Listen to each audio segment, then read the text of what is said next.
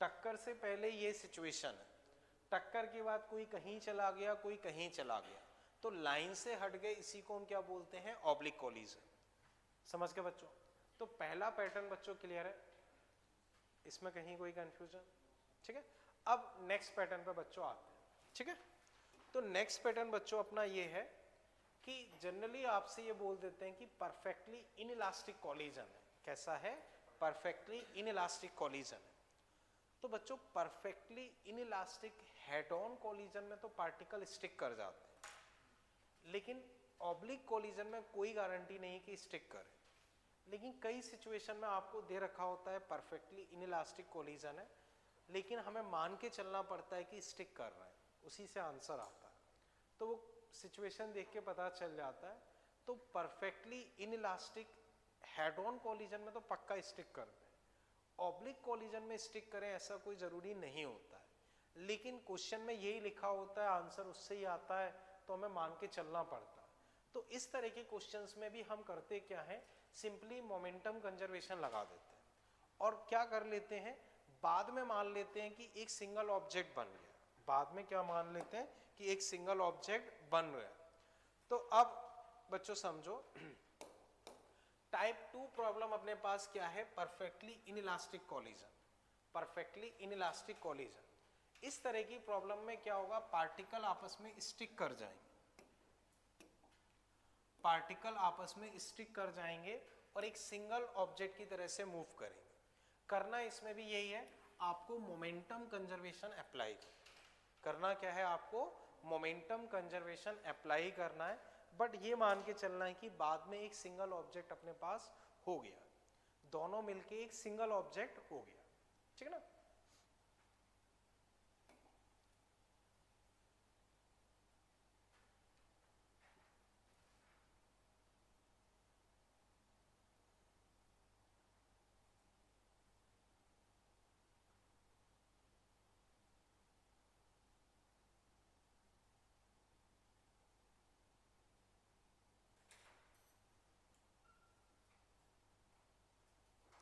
ठीक है बच्चों, यहां तक ओके।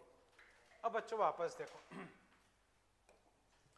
जैसे ये सिचुएशन है, एक इधर जा रहा है, एक इधर जा रहा है, E0 है, फाइंड वेलोसिटी आफ्टर कोलिजन। ठीक है ना? मान लो बच्चों ये एक्स एक्सिस है, ये वाई एक्सिस। तो बच्चों आप, एक इधर एक्स में जा रहा है, एक मान लो वाई में जा रहा है, टक्कर हुई और आपस में स्टिक कर गए। E0 का मतलब परफेक्टली इनइलास्टिक कोलिजन। तो टक्कर के बाद बच्चों वेलोसिटी तुम्हें लिखना है, कर लो, आसान सा ही है।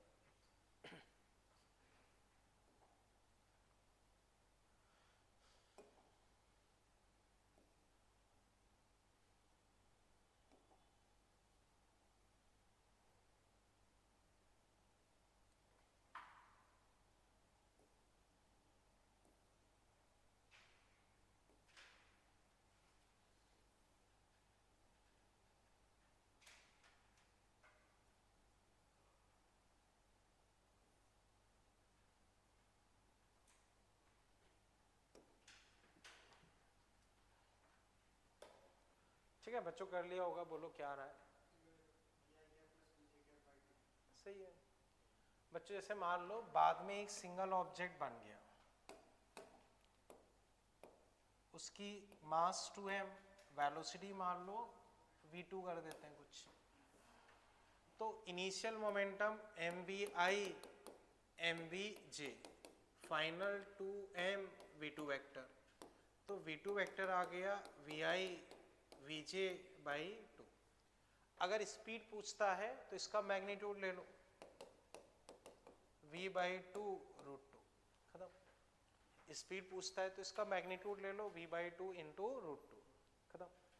अब इसमें बच्चों अगर वो आपसे पूछता है कि लॉस इन काइनेटिक एनर्जी बताओ, तो initial half m v square plus half m v square minus half 2m इसका स्क्वायर, वो भी कर सकते हो। समझ गए बच्चों? तो इस तरह के क्वेश्चंस में अगर वो एक सिंगल ऑब्जेक्ट बन गया है तो हम मोमेंटम कंजर्वेशन लगा के सॉल्व कर सकते हैं। अभी इसमें कहीं कोई कंफ्यूजन? चलें बच्चों आगे। ठीक है, इसे बच्चों फिर मैं हटा रहा हूं। ठीक है, ओके। अब बच्चों वापस समझो, टाइप 3 अपना हो जाता है जैसे दीवाल है, दीवाल से कॉलिजन हम पढ़ रहे हैं, मान लो एक स्मूथ दीवाल है उससे कॉलिजन हम पढ़ रहे हैं। तो बच्चों अगर दीवाल पूरी तरह से स्मूथ है तो वो कहाँ फोर्स लगाएगी? परपेंडिकुलर, क्योंकि स्मूथ दीवाल है तो वो इस डायरेक्शन में फोर्स नहीं लगा सकती, तो वो केवल परपेंडिकुलर डायरेक्शन में फोर्स लगाएगी। तो बच्चों इसमें क्या फंडा लगता है जो मैंने आपको बताया था, जैसे फोर्स वो कहाँ लगाएगी? इधर, तो ये होती है लाइन ऑफ इम्पैक्ट। तो इसके परपेंडिकुलर जो वेलोसिटी वगैरह रहती है उनको कोई फर्क नहीं पड़ता, वो वही रहती है। और जो ये वाली वेलोसिटी रहती है उनके लिए तुम्हें वही हेड ऑन वाला कंसेप्ट लगाना होता है। तो इसमें फंडा क्या होता है, जो भी वेलोसिटीज अपनी सरफेस के पैरेलल होंगी उनको कोई फर्क पड़ने वाला नहीं है, और जो परपेंडिकुलर वेलोसिटीज होंगी वो हम, जैसे मैं याद करो बच्चों, यू से फेंक रहे हो तो किससे वापस आता है? यू से, वही फंडा इसमें लग जाता है। अब ये क्लियर है बच्चों? ठीक। अब बच्चों वो अगर हम इसमें अप्लाई करें तो अब हम वो देखते हैं type 3 problem, collision with wall. In such type of problem component of velocity parallel to wall remain unchange. तो बच्चों मान लो जैसे कोफिशिएंट ऑफ रेस्टिट्यूशन ई है, कोई पार्टिकल मैंने ऐसे फेंका Vx Vy, तो आफ्टर कोलिजन बच्चों बताओ ये तो वही रहेगा, लेकिन ये क्या हो जाएगा? E times Vx। तो ये फंडा बच्चों अपना लग जाएगा। इसमें पैरेलल वाले कंपोनेंट को कोई फर्क नहीं पड़ेगा, परपेंडिकुलर वाला अपना क्या हो जाएगा? E टाइम्स हो जाएगा।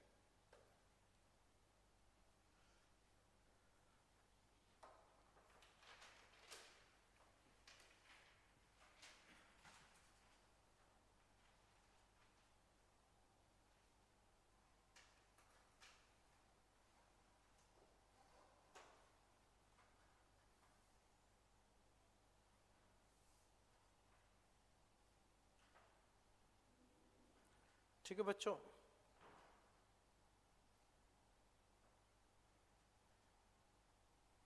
ओके, यहां तक बच्चों कोई डाउट? चले आगे बच्चों। ठीक,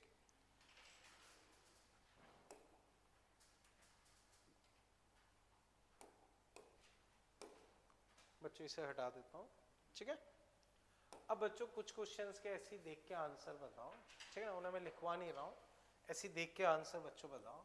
जैसे मान लो ये है, मैंने ऐसे फेंका 4 8, ई मान लो बच्चों हाफ है, तो आफ्टर कोलिजन वेलोसिटी क्या रहेगी? ये 8 हो जाएगी और ये कितनी हो जाएगी? इधर 2।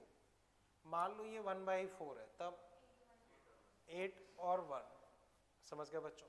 ठीक है बच्चों, बाद में हमने वेलोसिटी निकाल ली, स्पीड पूछते हैं, निकाल पाओगे? ठीक है बच्चों, स्पीड के अलावा अगर आपको एंगल वेंगल कुछ पूछते हैं, निकाल पाओगे? इसका रिवर्स भी हो सकता है।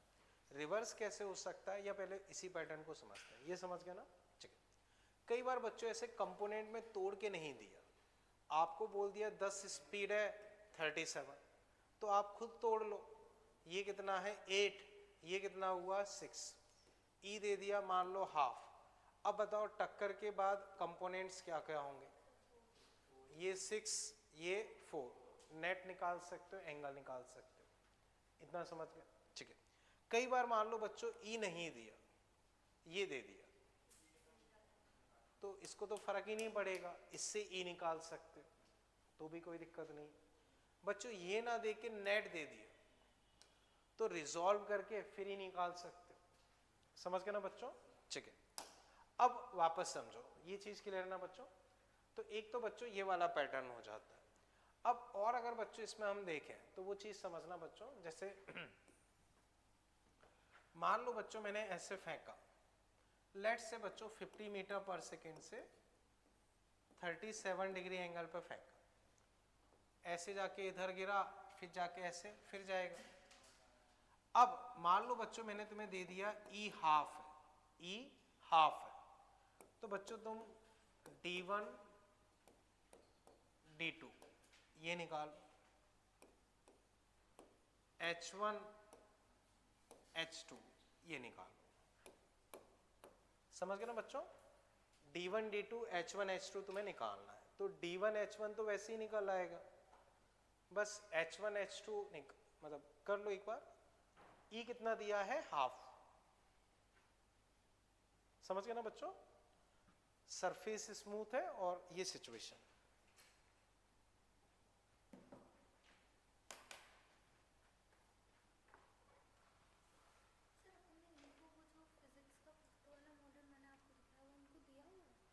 फिफ्थ मॉड्यूल नहीं, इनको शायद नहीं दिया होगा, इनके पास तो 2 ही मॉड्यूल है।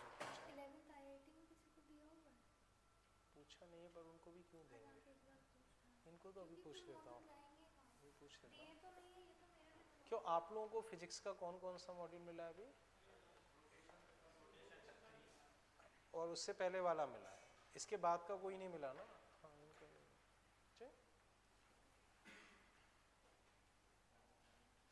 तो बच्चों जैसे ये है आपके पास, और इससे एक पहले वाला था, वो यूनिट डायमेंशन से लेके काइनेमेटिक्स तक था।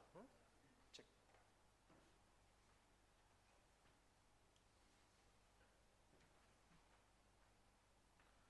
कर लो बच्चों।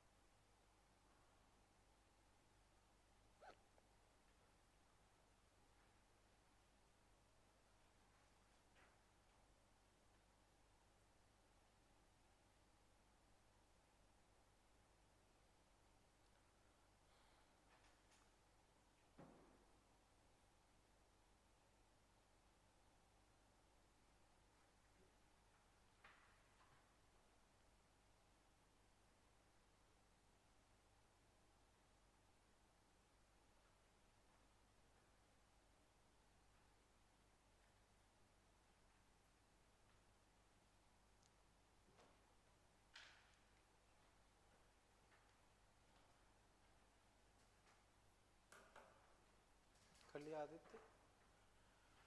बोलो D1 H1 क्या है?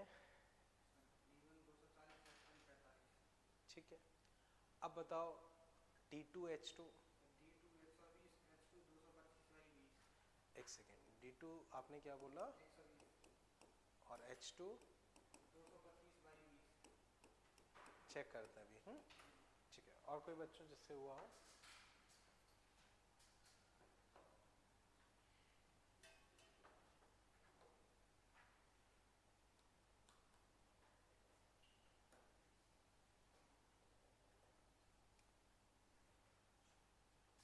बोलो बच्चों।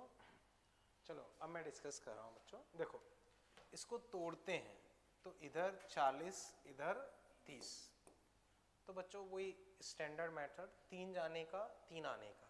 Time of flight 6, time of flight 6 है, तो हाइट बच्चों अगर मैं लिखता हूँ तो 5 15 25 45। रेंज लिखूंगा तो बच्चों 6 × 40 240। बताओ बच्चों इसमें कहीं कोई दिक्कत? अब बच्चों जब मैंने 30 से फेंका है तो गिरते समय इसकी रफ्तार 30 होगी और ये 40, तो जब टक्कर खाएगा तो आधी स्पीड से जाएगा 15, और लेकिन ये वही रहेगी 40। अब बच्चों 15 से फेंका है, बच्चों इतना समझ पाए ना? बोलो यहां तक कोई दिक्कत हो? अब 15 से फेंका है तो 1.5 सेकेंड जाने का 1.5 सेकेंड आने का, तो टोटल टाइम कितना हो गया? 3 सेकेंड। तो अब इस पार्ट के लिए अगर मैं D2 लिखता हूं तो 1.5 प्लस 1.5 × 40 तो 120। सही है बच्चों? फास्ट तो नहीं चलना ना? समझ गए ना? ठीक है, अब मुझे हाइट निकालनी है, तो बच्चों मेरे पास ये वाली रफ्तार 15 है, 15 है, तो चाहो तो मैंने एक आपको फॉर्मूला बताया है u²/g, तो 15² / 2g, तो 225/20 वो निकल आएगा। चेक करो बच्चों अगर कहीं कोई दिक्कत लग रही है। अब बच्चों बाई चांस अगर इसके बाद वाले का पूछा जाए वो भी सेम प्रोसेस से निकाला जा सकता है। जैसे ये हमने 2 का निकाला है, अब नेक्स्ट का निकालते हैं तो वो निकल आएगा, वो कोई बड़ी चीज नहीं है। कर लो इतना फटाफट। इसमें कहीं भी दिक्कत लग रही हो तो पूछो।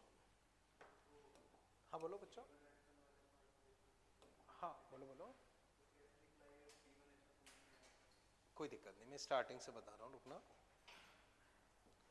हाँ मुझे बताओ, टाइम समझ में नहीं आया शायद तुम्हें। अच्छा ये पार्ट आया, कोई दिक्कत नहीं, मैं बताता हूँ, समझो। इसको रिजॉल्व किया, वो समझ पाए? ठीक है। 30 ऊपर की स्पीड है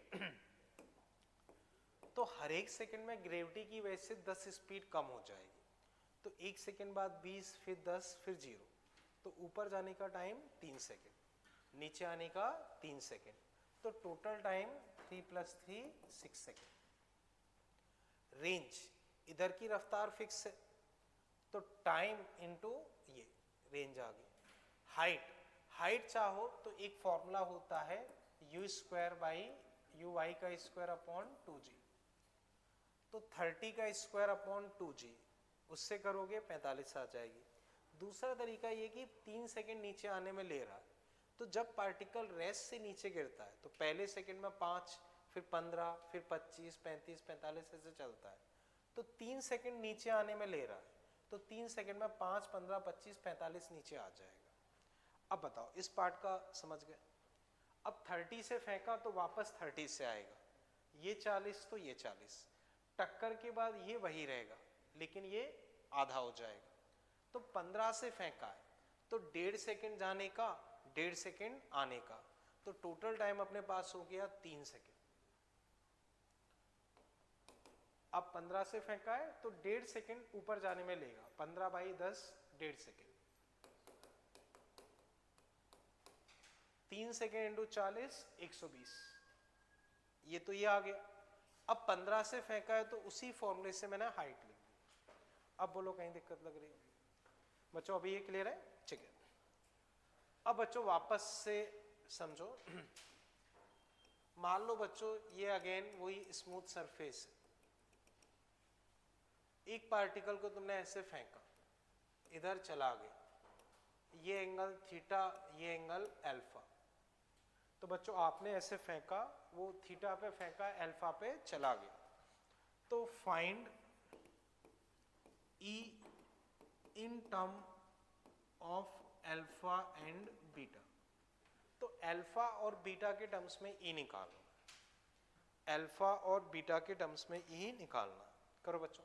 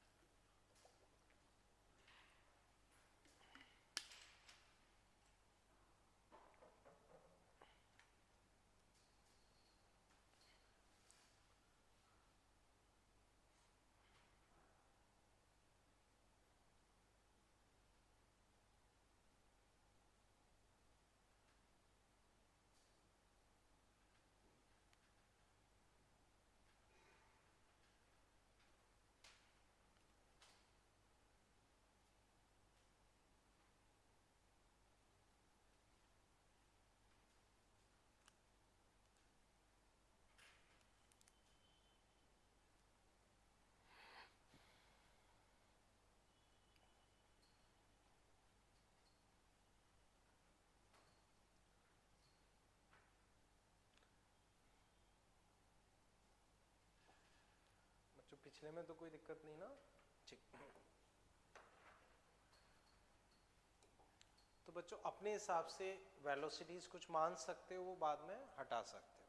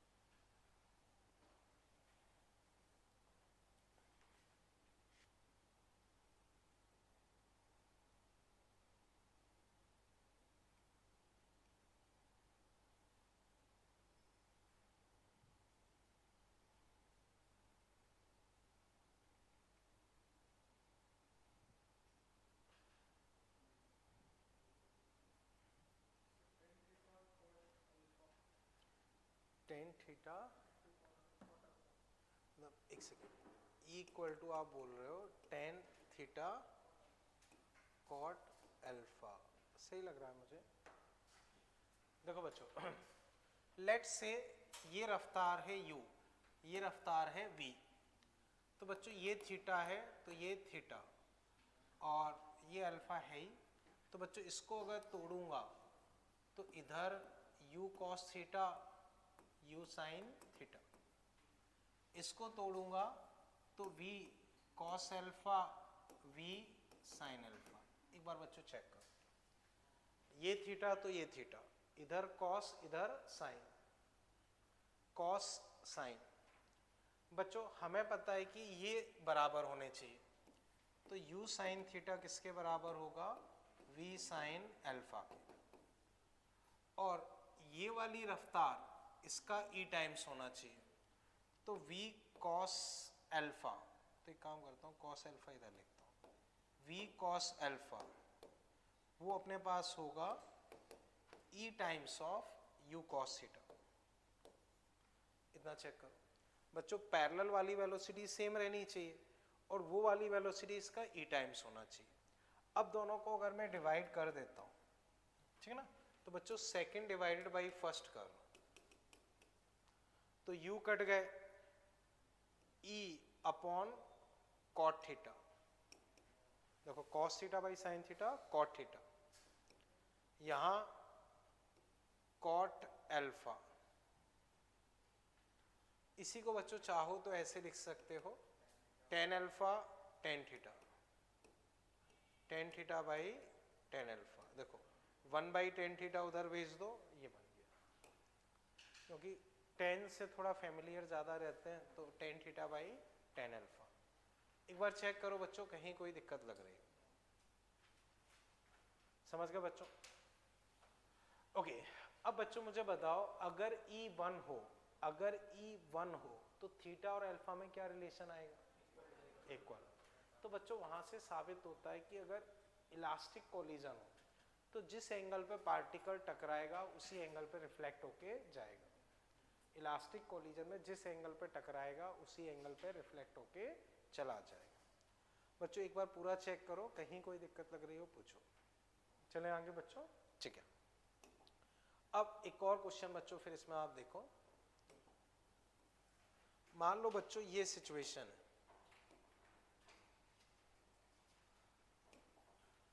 मान लो बच्चों ये सिचुएशन है, ये एंगल 30 डिग्री, एक पार्टिकल को तुमने ड्रॉप किया, लेट से बच्चों 20 मीटर से ड्रॉप किया, और टक्कर खाने के बाद बच्चों वो बिल्कुल हॉरिजॉन्टली ऐसे चला जा रहा है,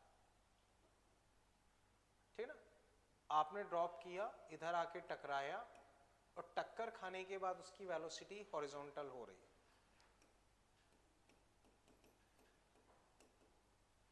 तो बच्चों ई तुम्हें निकालना करो, बहुत आसान सा है।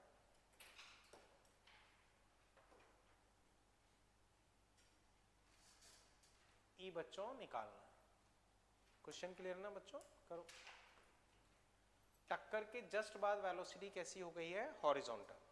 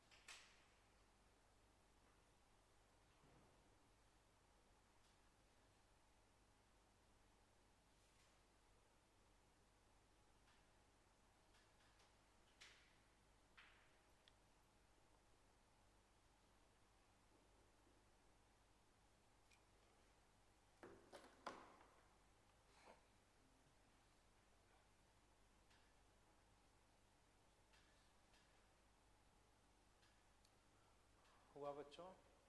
कर लो।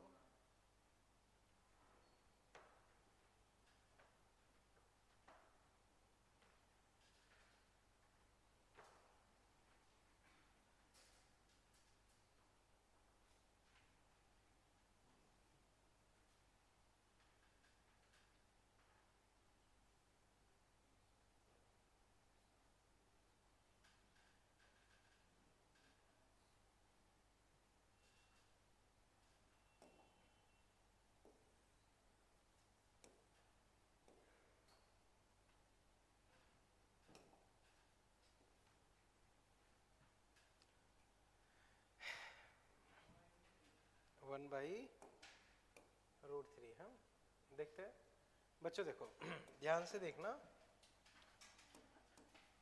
देखो बच्चों, अगर मैं इस पर नॉर्मल ड्रॉ करता हूं,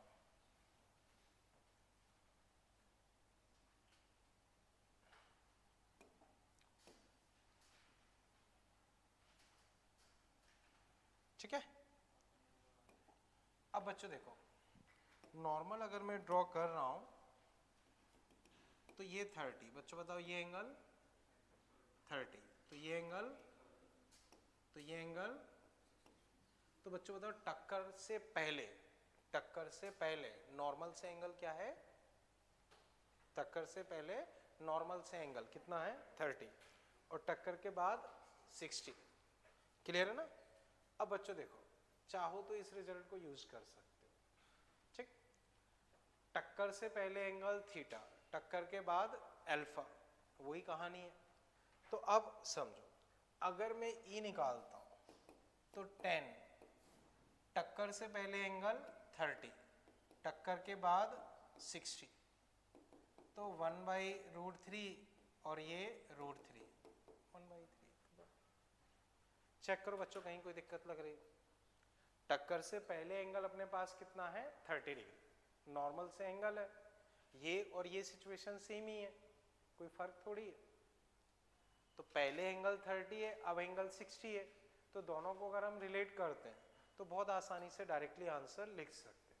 या बच्चों बेसिक से करना चाहो तो जैसे हमने ये वाला किया है बिल्कुल वैसे ही कर सकते हैं। बिल्कुल बेसिक से करना चाहो तो बिल्कुल बेसिक से कर सकते हो। अब बच्चों मुझे बताओ, इसमें टक्कर से जस्ट पहले, टक्कर से जस्ट पहले पार्टिकल की रफ्तार क्या होगी? 20, क्योंकि √2gh से निकालोगे तो 20 मीटर पर सेकेंड आ जाएगी, ठीक है।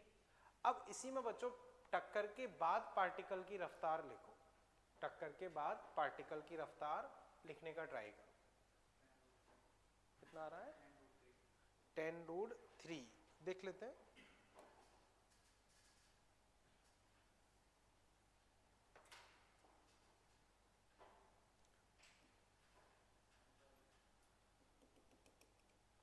जैसे बच्चों ये रफ्तार अपनी कितनी है? 20, स्टार्टिंग रफ्तार 20 है।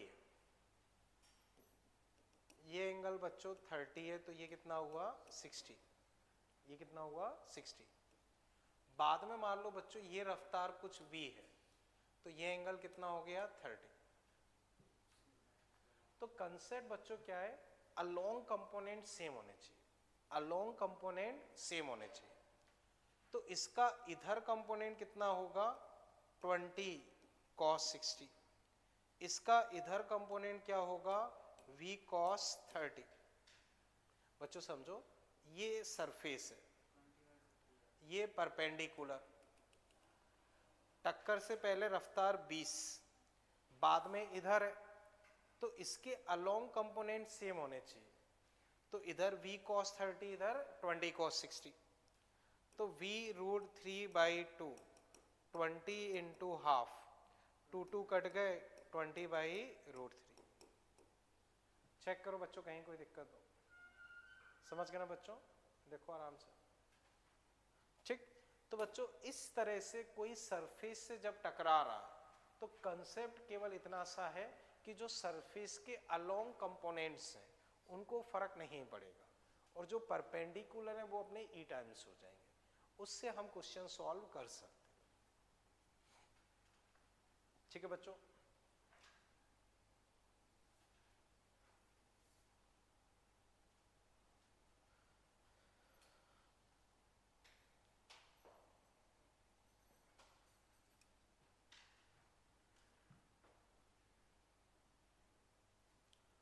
ठीक है बच्चों।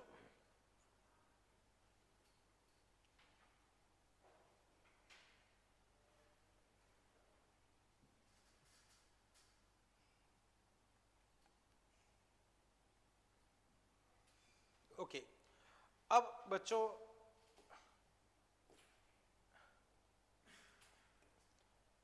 नेक्स्ट टाइप फिर हम देख रहे हैं, वो बच्चों समझते हैं। जैसे देखना, ये हटा दो ना बच्चों, ठीक, इसे हटा रहा हूं बच्चों, ठीक है ना। ओके, नेक्स्ट टाइप बच्चों ये है जिसमें हम लाइन ऑफ इम्पैक्ट बेस्ड बोल सकते हैं। क्या मतलब है अभी समझते हैं बच्चों। देखो, जैसे मान लो एक पार्टिकल ये रहा, ये स्फेयर हो सकता है, डिस्क हो सकती हैं, सिलेंडर हो सकते हैं, वो फर्क नहीं पड़ता। इस तरह से मान लो एक पार्टिकल है। अब दूसरा मान लो एक और पार्टिकल है, वो भी बिल्कुल एक जैसा ही है, ठीक है। अब मान लो बच्चों ये पार्टिकल यहां है, ये पार्टिकल ऐसे रखा है, ठीक है। अब बच्चों समझो,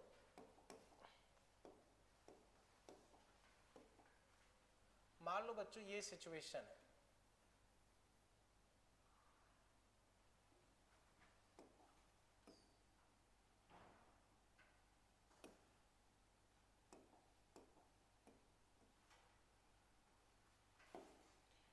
बच्चों मान लो इसका मास m, इसका मास m, इसकी रेडियस r, इसकी रेडियस r, ये रेस्ट पे है।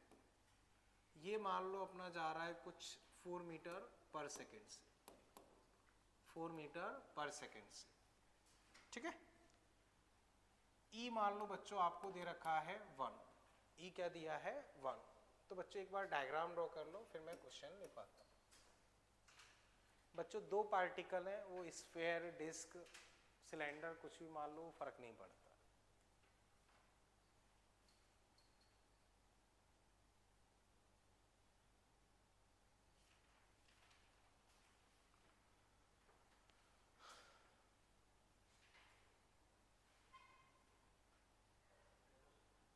ठीक है, वेलोसिटी मान लो बच्चों 4 मीटर पर सेकेंड है, ठीक। अब बच्चों इसे मैं डिस्कस कर रहा हूं, आप लोग केवल समझें। इसमें बच्चों आप लिख लें find speed of each particle, find speed of each particle after collision, find speed of each particle after collision, ठीक है। तो बच्चों मैं डिस्कस कर रहा हूं, उसे केवल आप समझो। ये कैसा पैटर्न है बच्चों, वो हम समझते हैं। तो इस पैटर्न में बच्चों हम क्या करते हैं, सबसे पहले बच्चों हम लाइन ऑफ इम्पैक्ट पता करते हैं। तो बच्चों पार्टिकल अगर ऐसे टकरा रहे हैं, तो समझना, दो सर्कुलर पार्टिकल जब भी टकराते हैं तो अपनी कांटेक्ट सरफेस के परपेंडिकुलर ऐसे फोर्स लगाएंगे, अपनी कांटेक्ट सरफेस के ऐसे परपेंडिकुलर बच्चों वो फोर्स लगाएंगे। अब कांटेक्ट सरफेस के ऐसे परपेंडिकुलर अगर वो फोर्स लगा रहे हैं, तो बच्चों अब ध्यान से समझो।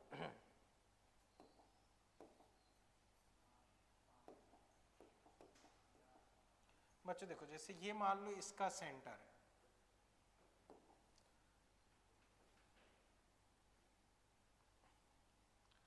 तो बच्चों अब समझो, जैसे ये मान लो इसका सेंटर है, ये डिस्टेंस r, ये डिस्टेंस r। बच्चों बताओ ये डिस्टेंस क्या हुई r, ये डिस्टेंस क्या हुई r, r r r। बच्चों सोचो ये एंगल क्या होना चाहिए, देखो ये थीटा, ये 2r, ये r, ये 90। तो 90 के सामने हाइपोटेनस। तो अब अगर मैं ये वाला एंगल लिखता हूं तो वो कितना आ जाएगा 30 degree, perpendicular by hypotenuse 30 degree. अब पार्टिकल की वेलोसिटीज बच्चों टक्कर के टाइम पे किस तरह से होंगी, इसकी 4 और ये रेस्ट पे है।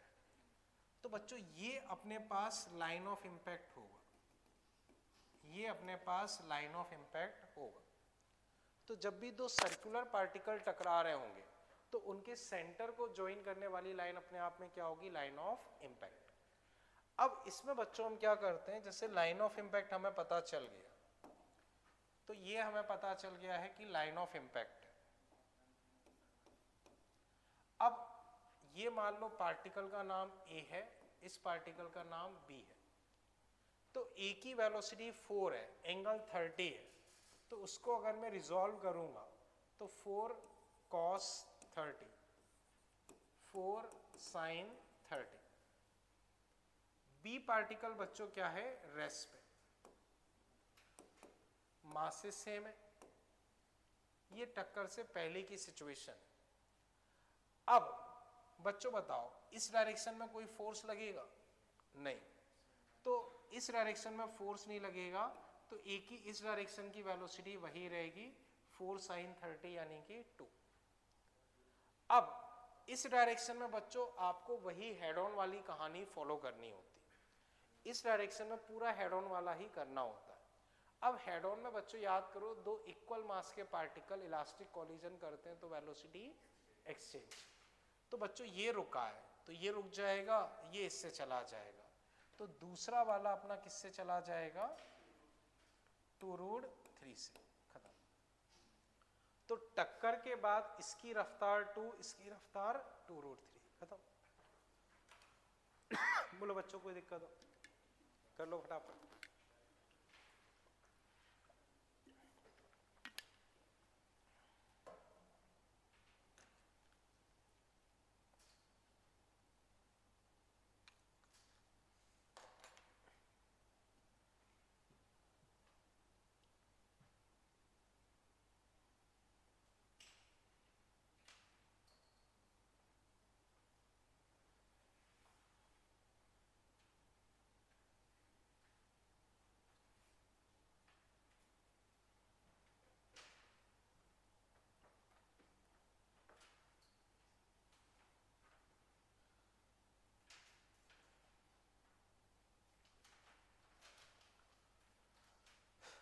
ठीक है बच्चों, अभी ये क्लियर है।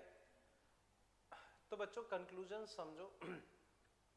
इस तरह के क्वेश्चंस में हम क्या करते हैं, सबसे पहले लाइन ऑफ इंपैक्ट पता कर लेते हैं। लाइन ऑफ इंपैक्ट पता करने के बाद वेलोसिटीज को उसके अलोंग या परपेंडिकुलर तोड़ लेते हैं, अलोंग या परपेंडिकुलर तोड़ लेते हैं।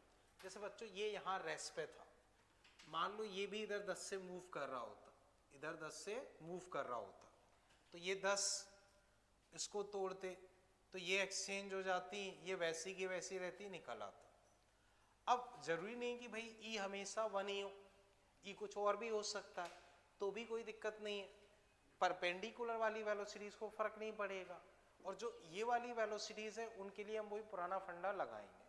तो बच्चों मुझे बताओ, इसे समझ पाए, इसमें कहीं कोई दिक्कत, कोई डेटा वगैरह अगर चेंज होता है कर पाओगे? तो अब बच्चों इसमें सेकंड पार्ट आप लिख लो,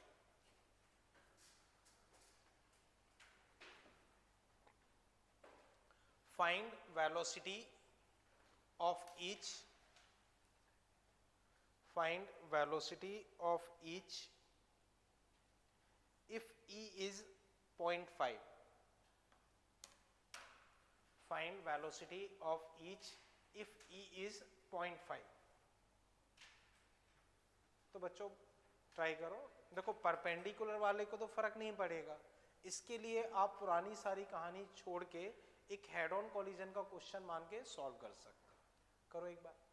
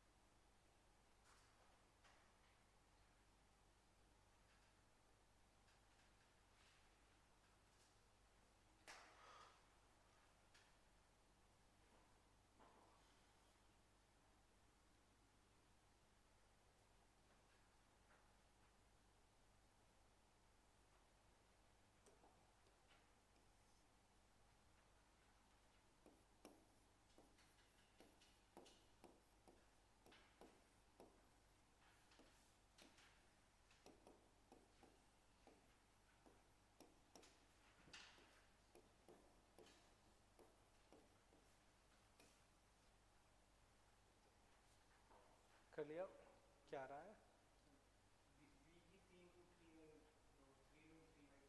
ओके अपोजिट में देख लेते हैं बच्चों। देखो ये सिचुएशन होगी, इसकी 2√3 4 cos 30 मतलब 2√3, ये रेस्ट, इसका पता नहीं, इसका पता नहीं। अब वही फंडा मोमेंटम कंजर्वेशन, तो m 2√3 m 0 m v1 m v2, m चले गए 2√3 v1 प्लस v2 फर्स्ट। अब e 1/2 v2 minus v1 upon u1 minus u2, तो √3 equal to v2 minus v1 second. दोनों को जोड़ देते हैं तो v1 v1 कट गए, ये आ गया 3√3 2v2, तो v2 यहाँ से आ गया 3√3 अपॉन 2। ये क्लियर है? v2 बच्चों ये आ गया। अब मुझे v1 चाहिए, v1 चाहिए तो बच्चों यहाँ रख दो या कहीं भी रख दो, मान लो यहाँ रखता हूँ, तो ये 1.5 है और ये 2, तो बचेगा वो 0.5 यानी कि √3/2। ये क्लियर है बच्चों? अब ओवरऑल लिखना चाहो तो ये √3/2 ये 2 वो कर लोगे, वो कोई बड़ी बात नहीं है। चेक करो बच्चों अभी इसमें कोई दिक्कत हो? ठीक है बच्चों, ओके बच्चों अब मुझे बताओ इससे पहले वाला जो कुछ, पहले तो इससे समझ लेते हैं फिर आगे चलते हैं। ये वाला एक बार चेक करके बताओ इसमें कहीं कोई दिक्कत, ऐसी कोई और डेटा होगा वो भी ऐसे ही सॉल्व हो जाएगा, कहीं कोई दिक्कत? अब वापस समझो, इससे पहले वाले क्वेश्चन पे जाते हैं। बताओ इसकी वेलोसिटी क्या है आफ्टर कोलिजन? 2√3। इसका मोमेंटम कितना होगा? m into 2√3। तो इसका अगर मैं इम्पल्स पूछता हूं, b का इम्पल्स, तो कितना होगा? m इंटू 2√3, क्योंकि जो चेंज इन मोमेंटम है वही इम्पल्स है। अब अगर मैं a पे इम्पल्स पूछता हूं तो देखो यही होगा, जो इस पे इम्पल्स होता है उतना ही इस पे होता है, बस माइनस। तो इस पे क्या था? m into 2√3। तो अगर मैं a पे पूछता हूं तो वो इतना ही होगा, बस माइनस में, क्योंकि कोलिजन में दोनों पे इम्पल्स इक्वल एंड अपोजिट होता है। अभी समझ गए बच्चों? ठीक है। अब बच्चों एक बार अपने मॉड्यूल में देखो आप पेज 136, पेज 136, इसमें बच्चों आप देखो 25।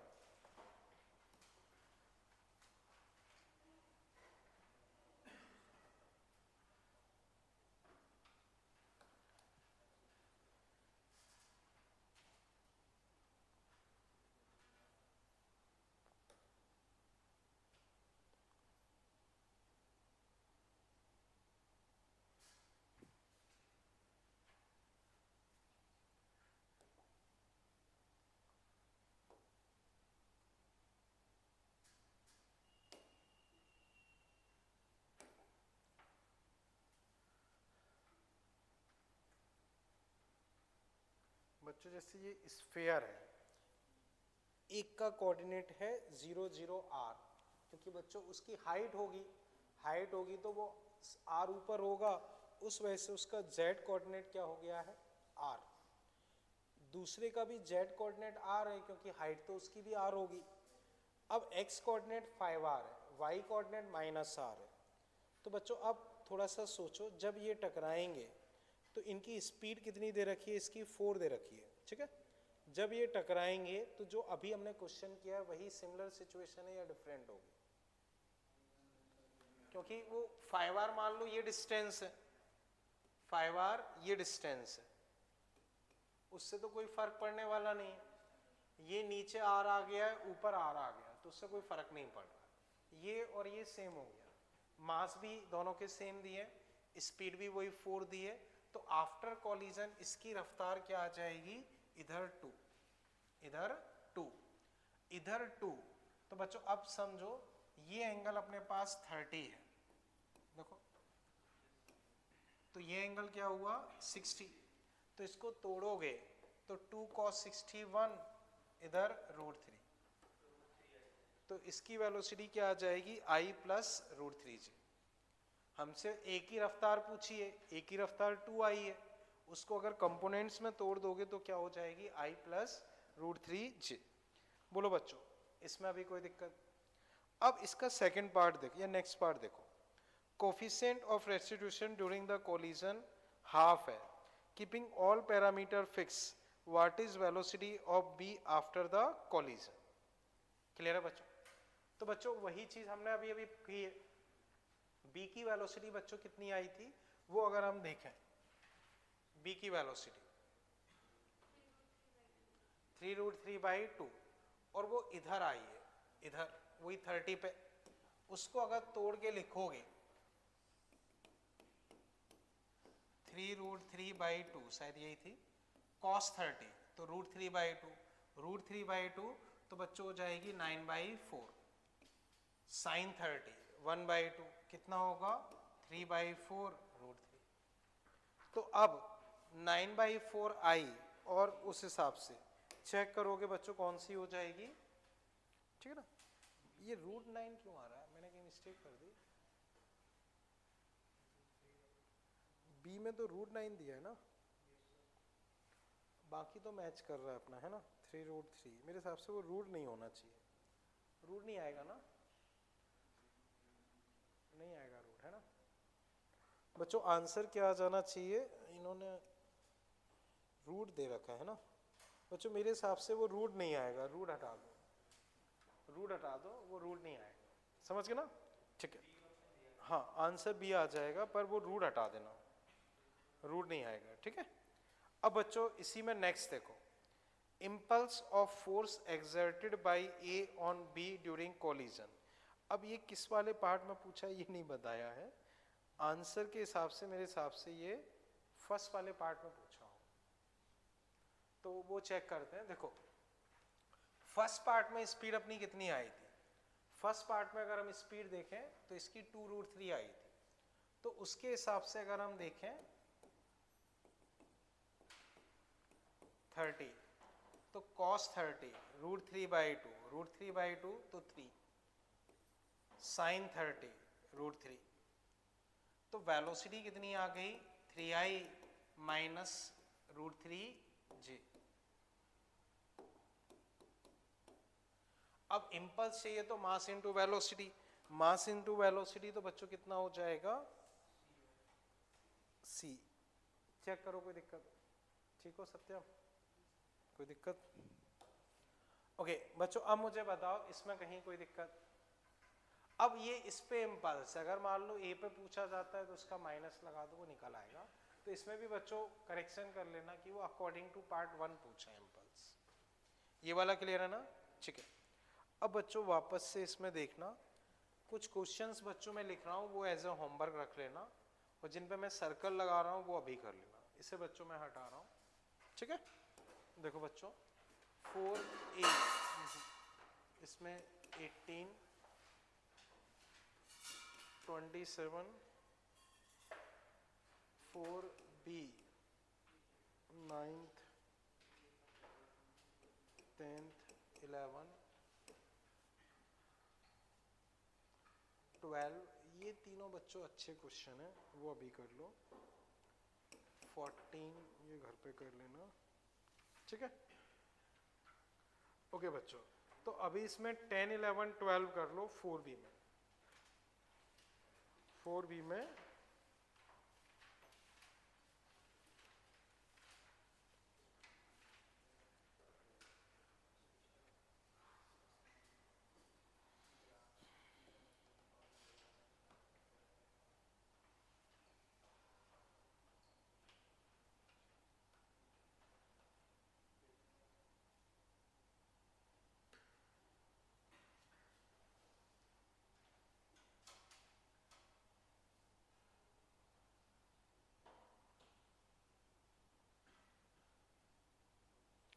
देखो बच्चों आप लोग ये करो, टक्कर से पहले की वेलोसिटी निकालो, जैसे बी पॉइंट पे पहुंचने से जस्ट पहले उसकी वेलोसिटी निकालो, वो आप बहुत आसानी से निकाल सकते हैं। बी पॉइंट पे पहुंचने से जस्ट पहले उसकी वेलोसिटी निकालो, उसके बाद की चीजें मैं डिस्कस कर दूं, आप केवल बी पॉइंट पे पहुंचने से जस्ट पहले की वेलोसिटी निकाल।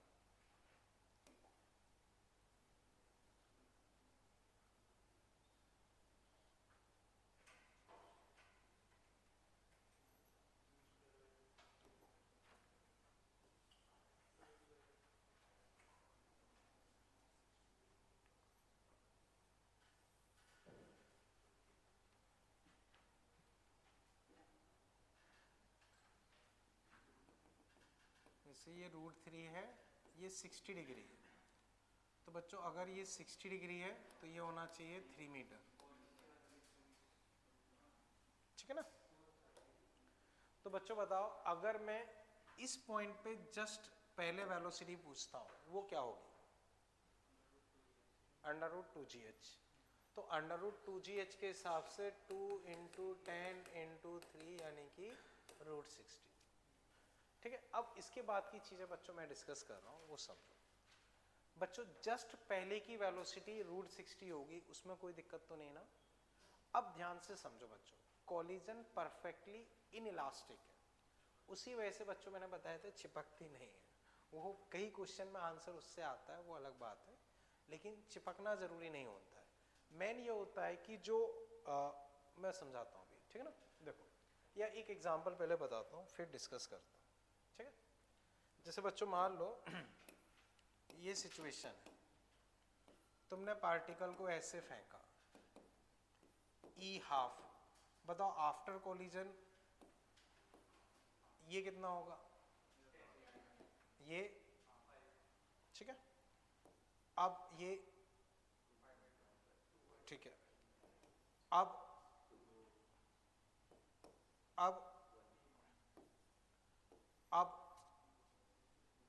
0। तो क्या होगा? टक्कर के बाद ये इससे से चिपक के चलेगा। तो ऐसा नहीं कि बिल्कुल चिपक ही जाए, समझ रहे ना? हाँ, तो कहने का मतलब है कि इस डायरेक्शन का मोशन खत्म हो जाता है।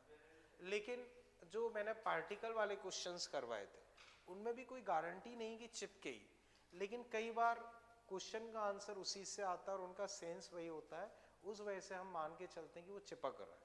बाकी हेड ऑन कोलिजन में वो चिपक जाता है, ऑब्लिक कोलिजन में कोई जरूरी नहीं कि वो चिपके, बस ये चीज रहती है। लेकिन पार्टिकल वाली जो मैंने अभी करवाए थे क्वेश्चन, वो जेईई मेंस में इसी तरह के दिए जाते हैं कि वो चिपका हुआ मान के आंसर आता है, तो उसमें मान के चलना पड़ता है, वो रीजन है। बाकी एक्चुअल में चिपके ऐसा कोई जरूरी नहीं है। अब इस क्वेश्चन पे आते हैं, तो ये चीज समझ गया ना। तो पहली चीज कि परफेक्टली इनइलास्टिक ऑब्लिक कोलिजन में चिपके ऐसा कोई जरूरी नहीं है। अब इस पे आते हैं बच्चों, तो वो देखो इसकी वेलोसिटी बच्चों यहां थी, मान लो कुछ u वेलोसिटी थी, ये एंगल 60 है बच्चों, ये कितना दिया है? शायद 30, ये 60, ये 120, तो ये कितना हुआ? 30। ये चेक करो। अब बच्चों हम इसके दो कंपोनेंट करते हैं, इधर u cos 30, u sin 30, तो जो ये वाला कंपोनेंट है वो e टाइम्स हो जाएगा और ये वही रहेगा, ये वही रहेगा, वही रहेगा मतलब √60 cos 30 √3/2, तो 180, 90 में 4 का डिवाइड करोगे तो मतलब 180 में 4 का डिवाइड करोगे तो √45, तो ये मैं डायरेक्ट लिख रहा हूँ √45। अब चूंकि E0 है, E0 है तो ये खत्म हो गया, ये खत्म हो गया तो आंसर √45, समझ गए ना। तो वो इस पे ऐसे फिसलता हुआ यूं जाएगा और किस स्पीड से जाएगा? √45। तो बच्चों फिर समझो, टक्कर से पहले u रफ्तार इधर है, 30, 60, 120, 30, cos 30, sin 30, ये e टाइम्स हो जाएगी, E0 है तो खत्म हो गई, ये ऐसे जाएगी तो √45। तो पहले पार्ट का आंसर कितना आ गया? √45। ये चीज क्लियर है। अब नेक्स्ट पार्ट है, देखो speed at C, speed at C, तो वो बच्चों कुछ नहीं है, हम एनर्जी कंजर्वेशन से कर सकते हैं। जैसे बच्चों ये तुम्हें दिया है 3√3, ये 30, तो बच्चों ये हाइट निकाल लोगे 3 आ जाएगी। अब यहाँ स्पीड तुम्हें पता है, तो वही v square equal to u square plus 2s। Speed कितनी है √45, 2 एक्सीलरेशन 10, डिस्प्लेसमेंट 3, जो मैंने सर्कुलर में सिखाया था उससे डायरेक्ट कर रहा हूँ। तो 30 20 60 √105। तो यहाँ स्पीड कितनी हो जाएगी 105। बोलो बच्चों कोई दिक्कत हो अभी? तो यहाँ स्पीड तुम्हारी कितनी हो गई √105। तो नेक्स्ट पार्ट में आंसर बच्चों कितना हो गया 105। अब उसका नेक्स्ट पार्ट बच्चों एक बार रीड करो, फिर मैं डिस्कस करता हूँ। ये 2 पार्ट समझ पाए ना बच्चों? इन 2 पार्ट्स में कहीं कोई कंफ्यूजन? अब उसका नेक्स्ट पार्ट एक बार रीड कर लो, वो भी अब आसान है।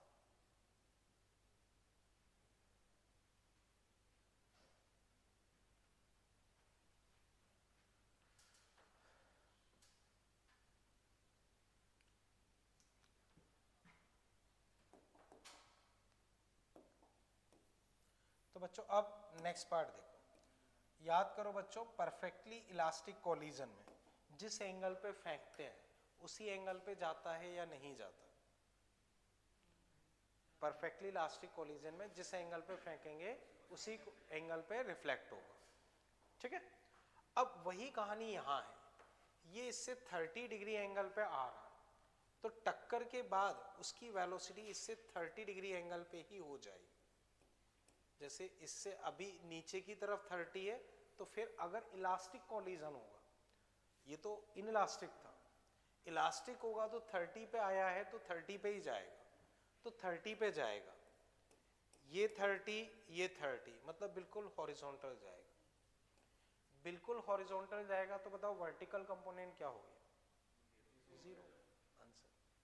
तो अगर इलास्टिक कोलिजन होगा तो टक्कर के जस्ट बाद वर्टिकल कंपोनेंट क्या हो जाएगा? 0, क्योंकि 30 पे आया है 30 पे ही जाएगा, 30 पे ही जाएगा मतलब पैरेलल हो जाएगा, पैरेलल हो जाएगा तो वर्टिकल कंपोनेंट अपने पास क्या हो जाएगा?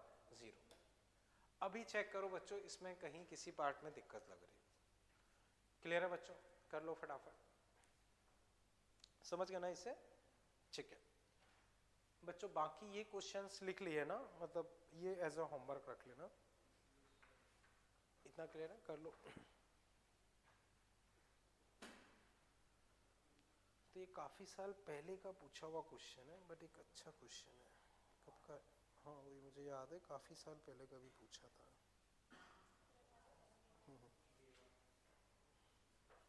नहीं, पहले के कई क्वेश्चन बहुत अच्छे अच्छे हैं।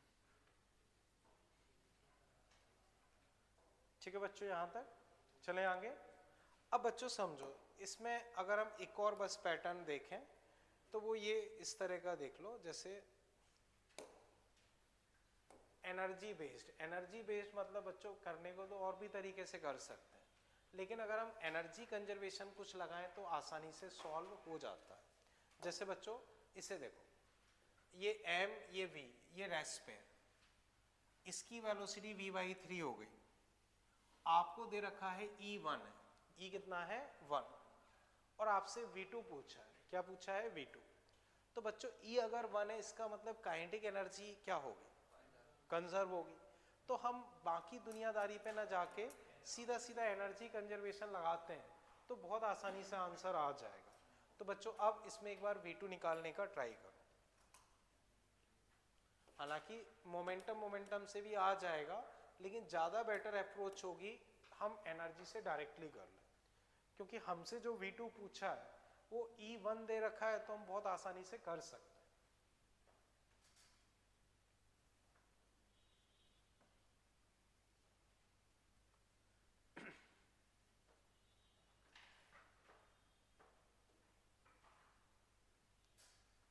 कर लो बच्चों फटाफट, बोलो क्या आ रहा है?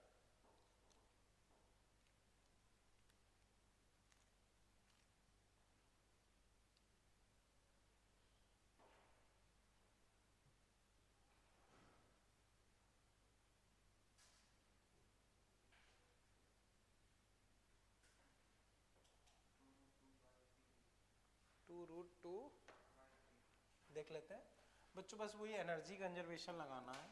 हाफ एम वी स्क्वायर 0, बाद में हाफ मासेस सेम है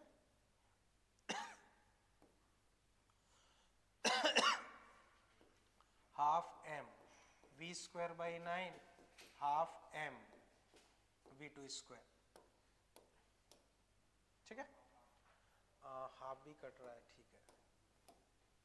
और बच्चों अगर देखें तो v square minus v square by 9 v two square, तो बच्चों वी टू अगर यहाँ से लिखोगे तो 3v बाई नहीं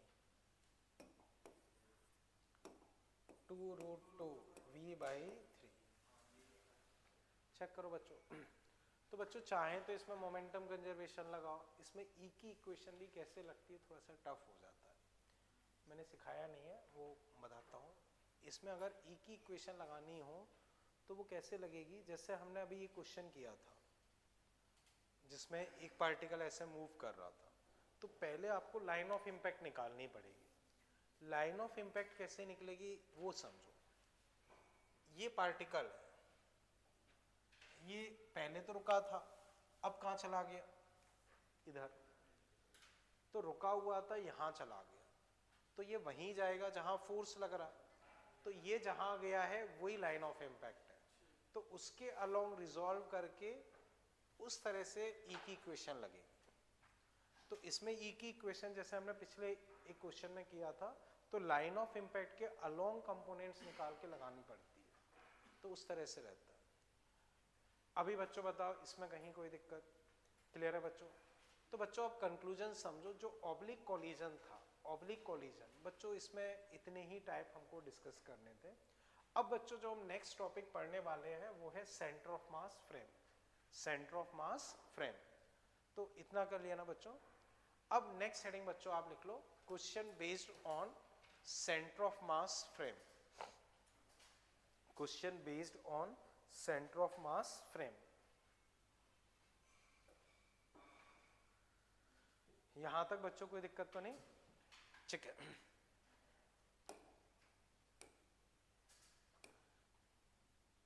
ठीक है बच्चों, इसे हटा देता हूं फिर। अब बच्चों समझो, एग्जाम्पल आप देखो, जैसे ये एक स्मूथ हॉरिजॉन्टल टेबल है, एक 2 किलो का पार्टिकल, एक 3 किलो का पार्टिकल, ठीक है। याद रहिए हॉरिजॉन्टल प्लेन में, स्मूथ हॉरिजॉन्टल प्लेन में, जैसे इस तरह से एक स्मूथ हॉरिजॉन्टल टेबल है, उस पे 2 पार्टिकल रखे, 2 किलो 3 किलो, इसको 5 इधर दिया, इसको 5 इधर दिया, क्लियर है, ठीक है। अब बच्चों एक काम करें, इस काम ये करते हैं, इसमें डॉट और क्रॉस नहीं, इसको 3 कर देते हैं, थोड़ा प्लस माइनस का आसान रहेगा। चलो जैसा है बना ही रहने देते हैं, छोड़ो, ठीक है। ये क्लियर है बच्चों? डायग्राम ड्रॉ कर लो, फिर मैं क्वेश्चन लिखवाता हूँ।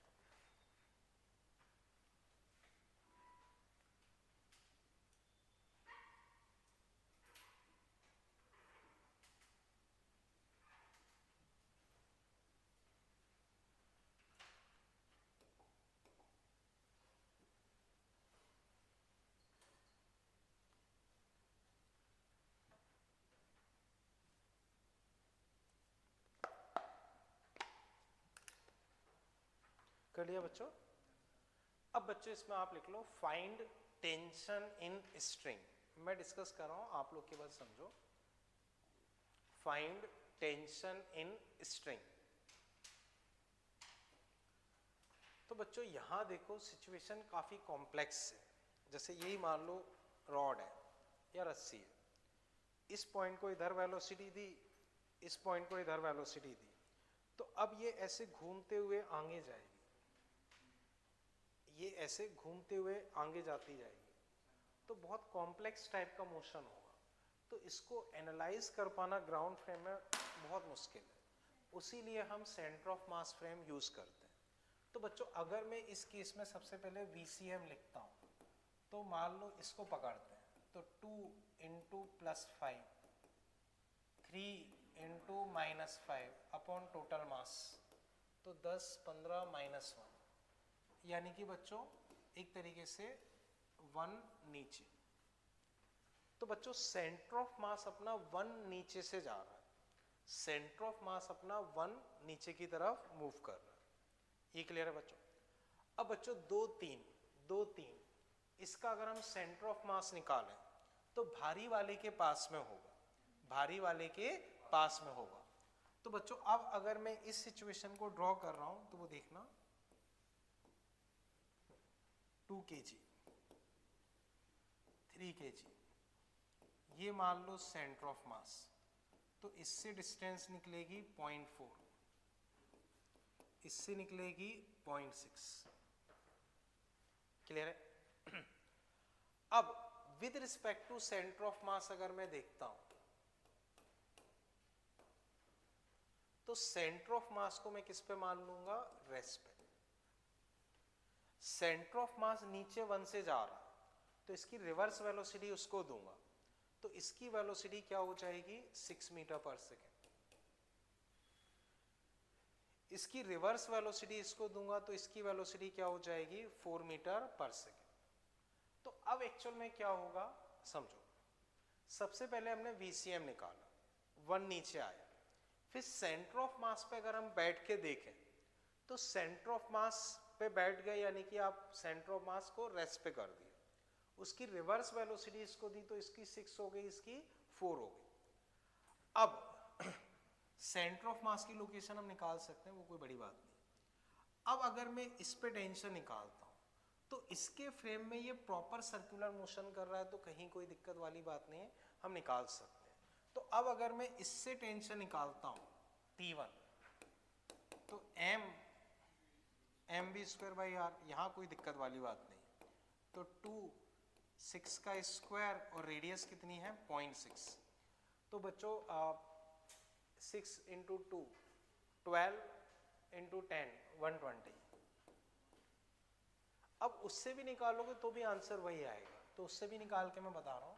मान लो इससे टेंशन T2, तो T2 भी अगर तुम निकाल लोगे तो वही आएगा, मास 3 स्पीड 4 अपॉन 0.4, तो आप देखो वही 120 आ गया।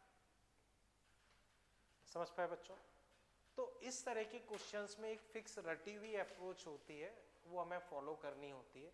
जैसे सबसे पहले आप सेंटर ऑफ मास की वेलोसिटी निकाल लो, फिर सेंटर ऑफ मास में जाके अलग अलग पार्टिकल की वेलोसिटी लिख लो और फिर जाके आप टेंशन कैलकुलेट कर पाओ।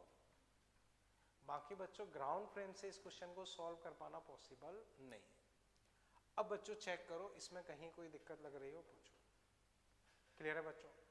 ठीक, तो बच्चों जो क्वेश्चंस मैंने तुम्हें दिए वो कर लेना, ज़्यादा क्वेश्चन है नहीं।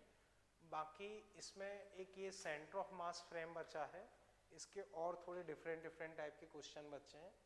फिर वेरिएबल मास सिस्टम बचा है, फिर ये ख़त्म हो जाएगा। फिर मैं देख रहा हूँ अगर मान लो जैसे मॉड्यूल अगर अवेलेबल हुआ तो इलेक्ट्रोस्टैटिक स्टार्ट कर लेंगे, और अगर नहीं होगा तो फिलहाल रोटेशनल कर लेंगे, क्योंकि मॉड्यूल से थोड़ी स्पीड हो जाएगी। क्वेश्चंस वगैरह थोड़ा मुझसे डायरेक्ट कर लेते हैं, कुछ मान लो थ्योरी पार्ट है वो उसमें एक्सप्लेन कर दिया। तो अगर मॉड्यूल अवेलेबल रहेगा तो इलेक्ट्रो कर लेंगे, वरना फिर रोटेशनली कर लेंगे। हाँ वो दिया जा सकता है, पर वही है कि फिर थ्योरी वगैरह बहुत सारी चीज़ें हो जाएंगी। देखते हैं, अगर मान लो हाल फिलहाल आने वाला होगा तो भी प्रिंटेड दे सकते हैं, अगर बहुत बाद में आ रहा होगा तो थोड़ी सी दिक्कत रहेगी। ठीक है ना? ठीक है बच्चों, अभी इसमें कोई दिक्कत? ठीक है बच्चों, फिलहाल फिर इतना ही रखते हैं। इसमें कोई डाउट हो तो बच्चों पूछ लेना, या कोई डाउट हो तो अभी पूछ लेना।